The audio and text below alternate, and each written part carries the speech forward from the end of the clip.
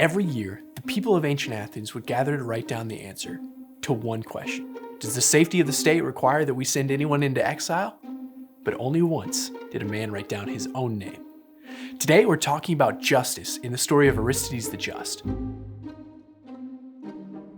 Aristides was an ancient Greek general and statesman who made a name for himself through circumspect leadership in Athens and at war, and through opposition to his rival, the great hero Themistocles. Aristides' story is about the triumph of justice, despite the injustice that is often shown to those who prize it. The story of Aristides comes from our classical studies course, Famous Men of Greece, a collection of stories gathered from the annals of history and myth. It's perfect for any student or teacher of classical history from 5th to 7th grade. His story begins during the classical period in Greece, around 500 BC, when there were two great leaders in Athens. They hated each other. One of those leaders was Themistocles. He was a new kind of leader. He didn't come from the aristocracy, but instead muscled his way to the top through sheer force and power of will. The other leader was Aristides. A famous legend about Aristides illustrates the kind of person he was.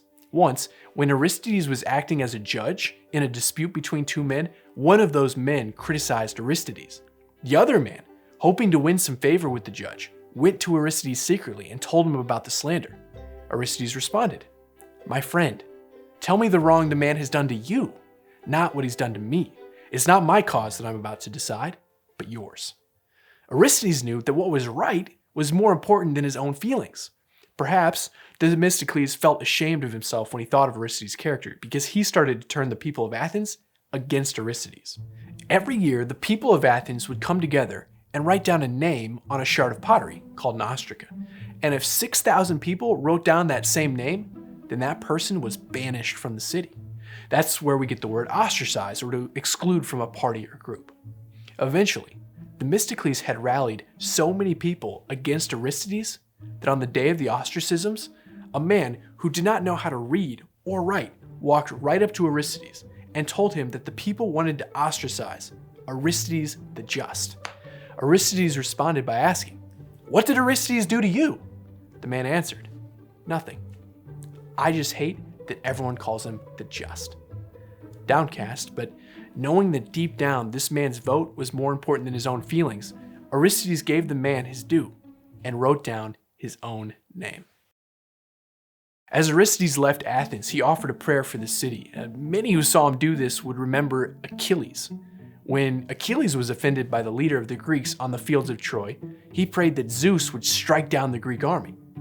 In contrast, Aristides the Just, betrayed by his own people whom he'd always treated fairly, prayed for peace and hoped that the city would thrive without him. Aristides' prayers were not answered, or so it seemed, for Xerxes led the Persian army to conquer Greece only 3 years later. Now, the leader of Athens, Themistocles, knew that the Greek army needed all the help they could get. So, he personally found the most reliable man he knew, Aristides. Aristides joined Themistocles at the Battle of Salamis, and he fought admirably. His steadfast loyalty to what was right and his sense of justice gave him the courage he needed to lead a ship arm in arm with his sworn enemy, Themistocles, against the Persians. When the war was over and the Greeks had won, Themistocles and Aristides returned home to Athens, which had been razed by the Persians. The two old enemies joined together and began to rebuild.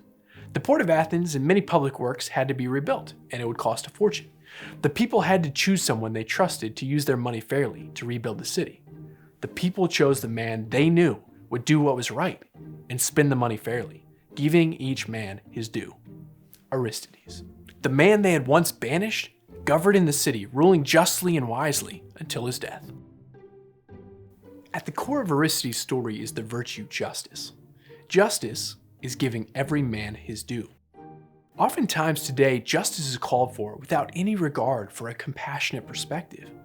We so quickly rush to condemn the actions of others without considering the unique circumstances and factors that have led them to where they are. If justice is giving a man what he's due, then justice requires that we spend a lot of effort listening to him so that we know precisely what his due is.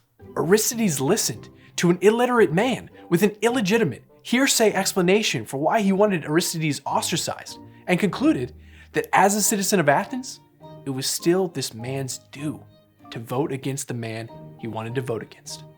we too must learn to listen to those we disagree with and don't understand, and not allow our differences to become an excuse for withholding from them their due. On the other hand, justice can often be disregarded in the name of compassion. Love is not a greater virtue than justice, and without justice, there could be no true love, only pity. Oftentimes, justice will seem cold and uncaring, but true justice creates the conditions for peace and prosperity. It was only through Aristides' commitment to fairness that Athens could be rebuilt and prosper.